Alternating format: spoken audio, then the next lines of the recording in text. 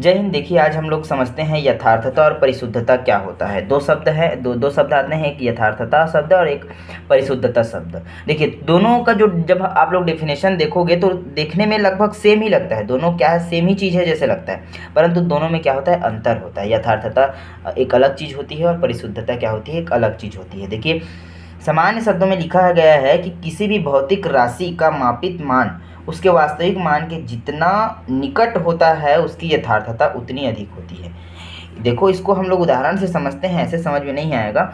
देखो, मान लेते हैं कि कोई वस्तु है, ठीक है, कोई वस्तु है जिसका मान लेते हैं 213 है, और आप मान रहे हो इसको, ये इसका वास्तविक मान है। कोई भी वस्तु है उसका वास्तविक मान क्या है, 0.213। और अब हम लोग क्या करते हैं, इसको मापते हैं। कोई वस्तु है, इसका जो है वास्तविक मान है। अब हम क्या करते हैं, कोई भी उपकरण द्वारा जैसे स्केल के माध्यम से हम लोग मापते हैं, तो इसका मान आ जाता है कैसे, 112 आ जाता है।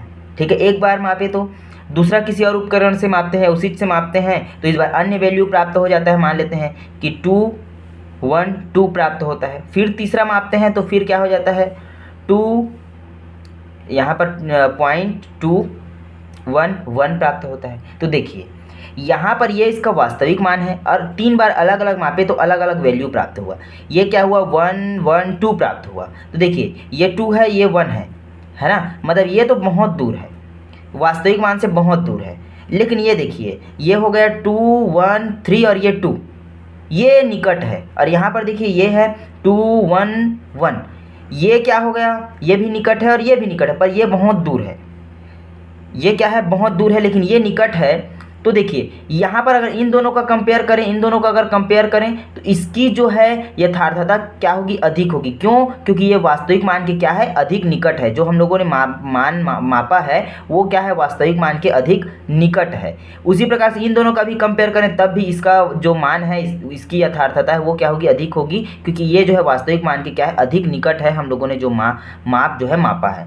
समझ में आया। और देखिए, यहाँ पर 2, अगर इन दोनों का कंपेयर करें, मतलब केवल इन दोनों का, तो इसमें क्या होगा, इसकी यथार्थता अधिक होगी इसकी अपेक्षा, जब हम लोग मापे हैं। और देखिए, जब भी हम लोग किसी स्केल या फिर किसी भी माध्यम से हम किसी भी चीज़ को मापते हैं तो उसमें त्रुटि जायज़ है कि कुछ ना कुछ त्रुटि आ जाता है। वो चाहे स्केल के कारण हो, चाहे फिर हम मापने ना जाने तो उसके माध्यम से हो, लेकिन त्रुटि उत्पन्न हो जाता है। या फिर जो उसकी यथार्थता या मतलब जो स्केल होता है उसकी जो अल्पतमांक होती है उसके कारण हो, लेकिन त्रुटि उत्पन्न हो जाता है। तो हम लोग क्या होते हैं, मापते हैं तो अलग अलग वैल्यूज़, एक माध्यम से मापे तो अलग, दूसरे माध्यम से मापे तो अलग, तीसरे माध्यम से मापे तो अलग।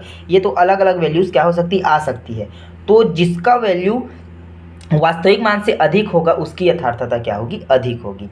इसको और अच्छे से समझेंगे। पहले हम लोग परिशुद्धता को देख लेते हैं, फिर दोनों को कंपेयर करके हम लोग और अच्छे से समझेंगे। देखिए, परिशुद्धता क्या होता है, किसी भी भौतिक राशि को जितनी अधिक सीमा किसी भी भौतिक राशि को जितनी अधिक सीमा तक मापी जाती है उसकी परिशुद्धता उतनी ही अधिक होती है। देखिए, ये दूसरा शब्द है, क्या बोल रहा है, किसी भौतिक राशि को जितना अधिक सीमा तक क्या किया जा सके, मापा जा सके, जितनी अधिक सीमा तक। जैसे कि यहाँ पर इसी उदाहरण को लेते 2.13, ये वास्तविक मान है। अब इसको हम लोग एक क्या कर रहे हैं, मीटर स्केल से माप रहे हैं, तो ये हो गया 0.1। फिर हम लोगों ने क्या कर लिया, वर्नियर कैलिपर से माप लिया, तो वर्नियर ये मीटर स्केल से मापें तो इतना प्राप्त हुआ मान लेते हैं, ठीक है। और अगर हम लोग क्या करते हैं, वर्नियर से मापते हैं, किससे हम लोग मापते हैं, वर्नियर कैलिपर से मापते हैं, तो ये मान लेते हैं इस प्रकार से प्राप्त होता है, 20 ऐसा प्राप्त होता है, ठीक है। और अगला हम लोग अगर स्क्रू गेज से माप लेते हैं तो ऐसा मान लेते हैं कि ये 212 प्राप्त होता है, ठीक है। तो देखिए, यहाँ पर हम लोगों ने जब मीटर स्केल से मापा तो हम लोगों ने अधिकतम कहाँ तक माप लिए, दशमलव से एक संख्या तक। अगर हम लोगों ने दूसरा जो मापक यंत्र है जैसे कि वर्नियर कैलिपर से, उससे मापें तो क्या करिए, हम लोग दशमलव से 2 अंक तक माप लिए। और इसमें क्या किए, दशमलव से 3 अंक तक माप लिए। स्क्रू गेज से क्या किए, दशमलव से 3 अंक तक माप लिए। तो देखिए, हम इसको जितनी अधिक सीमा तक माप सकें, जितना अधिक क्या करें, सीमा तक माप सकें। अब मीटर स्केल से इससे अधिक तो हम लोग माप नहीं सकते 0.1 से। जैसे कि यहाँ पर देखिए, ये मीटर स्केल है ना, ये क्या है, एक मीटर स्केल है। तो अगर मीटर स्केल को ध्यान से देखें तो 1 सेंटीमीटर को क्या किया है, 1 सेंटीमीटर को 10 बराबर भागों में बांटा है। मतलब ये क्या है, 0.1 इससे अगर कोई वैल्यू छोटा है तो इससे छोटे वैल्यू को हम लोग नहीं माप सकते, नहीं माप सकते। इसी प्रकार से अगर स्क्रू गेज है तो स्क्रू गेज में हम दशमलव से 3 है और 3 संख्या तक माप सकते हैं, अगर 4 है तो हम उससे नहीं माप सकते। स्क्रू गेज है तो दशमलव के बाद 2 संख्याओं तक मापा जा सकता है। तो इसमें ये ध्यान नहीं रखता कि वो वास्तविक मान प्राप्त हो रहा है या नहीं प्राप्त हो रहा है, उससे कोई लेना देना नहीं। इसमें ये चीज़ से लेना देना रहता है कि जो है उसको आप कितने अधिक सीमा तक माप रहे हो, कि आप दशमलव से 1 सीमा तक, 2 सीमा तक, 3 सीमा तक, आप कितने सीमा तक आप उसको माप पा रहे हो, ये उस पर डिपेंड करता है।